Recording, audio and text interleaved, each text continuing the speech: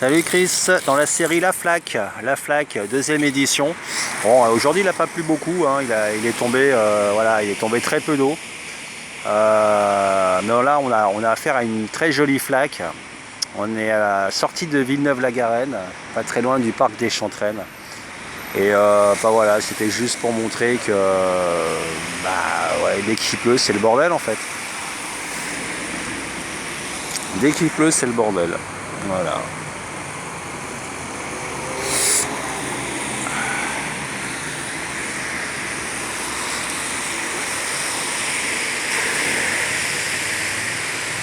Ah, ça amuse toujours autant de rouler dans l'eau. Moi, ça. Je te dis, quand j'étais gosse, avec mes bottes ou sans mes bottes, il fallait absolument que je saute les deux pieds dans la flaque. Au grand désespoir de ma mère. Faut dire que en France, on n'est pas tellement gâté. Il y avait une quarantaine, 50 ans.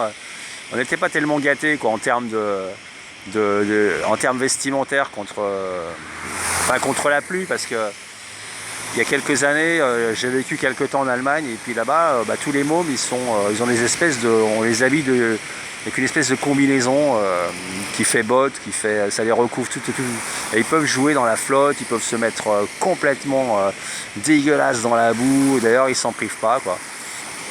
Et voilà. Et quand j'ai vu ça, je me suis dit, bah dis donc, en France, ouais, c'est pas, on n'est pas là-dedans, on n'est pas dans cette mouvance quoi. Ça commence à arriver un peu les vêtements contre la pluie, pour les cyclistes notamment. Mais ouais, mais il faut dire qu'il y a un énorme retard en France. Je sais pas à quoi c'est dû. C'est dû au fait que le pays est en train de se casser la gueule. D'une façon monumentale, je sais pas quoi. Je sais pas du tout. Et j'ai aussi vu pendant l'été, les mômes ils sont foutus à poil, on les met à poil et puis ils jouent tranquille. Et puis ça étonne personne, et puis personne n'est choqué, et puis les mômes ils se foutent dégueulasses, et puis après on les met sous la douche, et c'est rincé, il n'y a pas de ouais, fais pas ci, fais pas ça, attention tu vas te salir, non saute pas dans la flaque d'eau, saute pas dans la boue, non vas-y, les mômes ils font leur life, et vraiment on n'est pas éduqués de la même façon. On n'est pas éduqué de la même façon, que ça soit. Alors, je te parle de l'Allemagne parce que j'ai eu un petit aperçu pendant quelques mois, il y a une dizaine d'années, plus même. J'ai pas le même aperçu sur d'autres pays de la communauté européenne, mais voilà quoi. Voilà. Les Français, c'est particulier quoi. La dernière fois, j'ai fait un petit audio sur la conduite en France, l'agressivité des gens dans ce pays en fait, incroyable. Et pour mémoire, j'avais dans la tête les quelques fois où en Espagne j'ai demandé mon chemin et que les gens nous ont accompagnés pour nous amener à destination de l'endroit où on désirait se rendre. Chose qui n'aurait jamais pu avoir lieu dans ce très beau pays qu'est l'Hexagone. Voilà, enfin, ce pays est en train de brûler par tous les coins, comme l'Europe d'ailleurs, hein, j'ai l'impression. Mais j'ai quand même le sentiment que la France est quand même vraiment plus touchée, quoi. Ma fille a quasiment 20 ans et à chaque fois qu'on revient en France, à chaque fois qu'on avait passé nos vacances à droite à gauche, à l'étranger, on revenait en France et on se disait mais putain, qu'est-ce qui se passe dans ce pays quoi. Et les gens sont tristes, il y a une ambiance de merde, ils sont agressifs, je dis les gens, si ça se trouve, je fais pareil quand je suis là, tu vois. Mais j'ose espérer que je sors un petit peu du lot, parce que la dernière fois j'ai discuté avec une fille comme ça au supermarché, et puis la fille était étonnée de pouvoir parler à quelqu'un au supermarché. Elle me disait ouais, moi je viens du Nord et les gens là-bas se parlent et tout, et ici personne ne dit rien à personne. Elle m'a même demandé si j'étais de Seine-Saint-Denis. Je lui ai dit bah ouais, ça fait quelques années que je suis là, mais bon, moi je suis un peu particulier parce que comment dire, j'essaye de me soustraire au maximum à toutes les pressions possibles et imaginables. Du coup, puis j'ai des petits outils secrets qui fait que peut-être je me laisse moins embarquer que les autres. Mais ceci dit, je me laisse aussi embarquer, quoi. Je me laisse aussi embarquer, quoi. Le côté dans la rue, à gueuler après son enfant parce qu'il n'obéit pas dans la minute, dans la seconde, ou à son animal de compagnie, fait si, ah non, tu vas pas faire ça, allez, je te dis, viens, s'énerver comme ça, dépêche-toi, dépêche-toi, allez, il faut faire ci, il faut faire ça. Et combien de fois j'ai vu des parents pendant les vacances et le week-end d'autant plus speeder leurs gamins pour je sais pas quoi, dépêche-toi, on va être en retard, faut se dépêcher, tout le temps faut se dépêcher, mon Dieu, dépêchons-nous. Il y a un côté, voilà quoi, c'est bon, laisse vivre les gens. Le côté dépêchons-nous, ça me fait toujours penser à ces poulets qu'on fait grandir en quelques semaines, et puis arrivé au nombre de semaines, on les tue pour les bouffer, quoi. On est dans une espèce d'urgence de je sais pas quoi, une urgence de merde, quoi. C'est une urgence de merde. Voilà. On est dans une urgence en France. Une urgence à rien du tout parce que les gens sont apathiques. Moi, quand je me pose dans un endroit que j'observe autour de moi, je vois des gens qui tournent en rond, pour la plupart. Je vois des gens qui vont nulle part et qui font semblant d'aller quelque part en faisant le maximum d'esbrouf, quoi. Voilà ce que je vois. Elle est jolie, hein, ma flaque, t'as vu? Ah ouais, je sais. D'habitude, ils mettent des plots. Elle a été un tout petit peu plus importante, il y avait des plots. Bon, il doit manquer 5 cm, c'est pour ça qu'ils n'ont pas mis les plots. Mais voilà dans quoi on vit, quoi, une espèce de... Faut s'adapter, tu vois. On n'a pas 3 sous d'euros à remettre une route d'aplomb. Bon, en même temps, il n'y a pas beaucoup de piétons, d'accord, ok. En plus, c'est interdit aux piétons, donc ils n'ont rien à foutre là. Donc ça veut dire que si le mec, il se fait arroser par hasard, bon, ça sera quoi? Ça sera un migrant, un roumain, quelqu'un qui n'est pas intéressant, en gros. Enfin, je dis ça, c'est ironique, hein, bien sûr. Mais même au centre de Saint-Denis, tu as vu, les flaques, elles sont aussi peu engageantes. Mais qu'est-ce que tu veux? Il faut bien trouver un peu de l'argent pour envoyer en Ukraine. Enfin, je dis ça, je dis rien. Il ne faut pas que je dise trop de trucs parce que maintenant, on va me faire payer 3 750 € si je dénigre quelqu'un ou un pays ou une façon de gouverner. Alors j'ai pas envie. J'ai pas envie. Mais en même temps, qui le dira, hein? Qui le dira et qui le saura surtout vu que personne n'écoute mes audios. Voilà, donc c'était juste...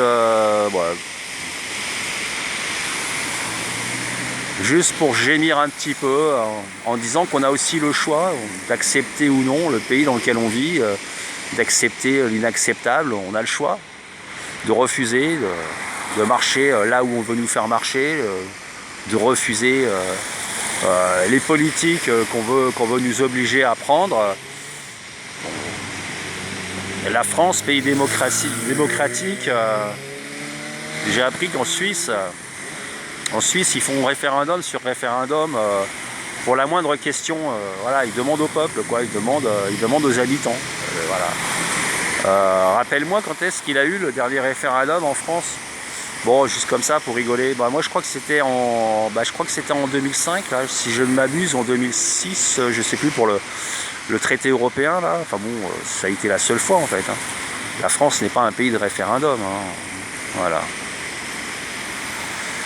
C'est dommage. Enfin moi, j'ai un âge canonique et la démocratie, je l'ai jamais vue. Voilà. Donc, j'encourage ma fille à voter, mais je lui dis, tu sais, c'est un jeu de dupes, hein. C'est une espèce de système qui tourne tout seul, hein. C'est la loi du marché. Le truc, il tourne avec ou sans toi, que tu donnes ton avis, que tu freines des cas de fer, que tu dénonces, que tu critiques, que tu vas te battre dans la rue, que tu te fasses tuer pour ton pays. Il n'y a rien qui va changer de toute façon.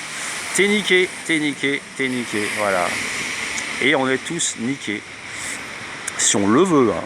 Moi, perso, si on me demande d'aller me battre et que si je refuse, on me fusille, moi, je préfère me faire fusiller droit dans mes bottes et aller tous vous faire foutre. Voilà, c'est tout. Moi, je ferai pas ce que j'ai pas envie qu'on me fasse, ce que j'ai pas envie de faire, je le ferai pas. Et je l'ai jamais fait. Voilà, j'ai jamais accepté, j'ai jamais baissé ma garde, j'ai jamais sacrifié à des désobéissances à la con. Non, non, non, moi je suis désolé, je suis un anarchiste. Dans toute l'acceptation de ce joli terme, qui, je le rappelle, avant tout veut dire le respect de l'autre, avant tout. Donc respecter l'autre avant tout. Donc c'est ça la vraie anarchie, hein. C'est pouvoir faire ce qu'on veut mais dans le respect d'autrui. C'est une notion qu'on a un petit peu oubliée. On assimile bien souvent l'anarchie à une espèce de gros bordel. Non, non, ça c'est encore le dévoiement des mots, le dévoiement de la linguistique, inverser les mots comme on sait bien faire. Voilà. Bon bah écoute, hein, je pensais qu'il y en a qui allaient faire une jolie flaque, une jolie gerbe, mais bon. Je crois que le seul qui fait la jolie gerbe, c'est moi finalement, en parlant pour rien dire. Bon, et voilà, c'est tout, hein. Qu'est-ce que tu veux? On va rentrer tranquille à la baraque. Voilà, voilà. Et ben c'était en direct de Villeneuve-la-Garenne, ou alors Villeneuve-la-Galère. Il y en a qui appellent ça Villeneuve-la-Galère. Moi j'aime pas. Je trouve que c'est pas bien de dire ça, parce que c'est pas plus la galère qu'ailleurs. Les gens ils sont pas de moins bonne volonté qu'ailleurs. Moi j'ai confiance en l'être humain, j'ai une confiance pleine et entière en l'homme. Voilà, l'homme, et pas l'homme en tant qu'agent du système. Moi je parle d'homme avec une grande individualité, une grande unicité en termes de... Je suis un homme, je sais qui je suis, quoi. Je ne suis pas un produit, je ne suis pas... mon portefeuille, je ne suis pas mon travail, je ne suis pas ma fonction, je ne suis pas... voilà, je suis un homme, quoi. Dans tout le mystère que ça recèle, dans tout le sublime aussi, et puis aussi dans toute la noirceur que ça révèle aussi, quoi. Le fait d'être un homme fait que d'abord tu as traversé l'enfer, de grandes souffrances pour être un homme. Sinon, ça marche pas, hein. On n'est pas un homme comme ça, en décidant un jour de se mettre dans un ultime rôle encore, le rôle de la bonne personne, le rôle de la bonne personne, du gentil, du généreux, du meilleur que, du bon catholique, du bon chrétien, du bon musulman, du bon parent, du bon copain, du bon collègue, du bon militant, du bon gilet jaune, du bonnet. Voilà, bon, bref. Bon, bah allez. Après la pluie, le beau temps, tu vois. Il a plu toute la journée, maintenant il fait beau. Ça veut dire quoi? Ben, ça veut dire observons un petit peu la nature, ce qu'elle a à nous raconter. Les choses ne sont pas figées. Les choses ne sont pas figées. Est-ce que tu as déjà vu quelque chose dans la nature déprimé? À part être complètement asphyxié par la présence humaine. Mais non, jamais. La nature est volonté. Une force, une volonté de puissance. Et nous sommes cette volonté de puissance. Nous sommes ce petit brin d'herbe qui fait péter la couche de béton et de ciment pour sortir à l'air libre. Nous sommes ça. D'accord? Nous sommes ça. Nous sommes cette espèce de force jaillissante et incanalisable. Voilà ce qu'on est. Entre autres. Enfin, moi, voilà. Bon, bah sinon, ça sent le café torréfié ici. Et c'est plutôt pas mal comme odeur. Moi, j'adore cette odeur, j'adore le café. Je suis un accro au café. Là. Quand je passe par ici, c'est toujours sympathique, quoi. Voilà. Bon, et ben ceci dit, ce sera mes dernières paroles pour le moment. Je te fais des bisous, je t'embrasse. Je te dis à plus. Ciao.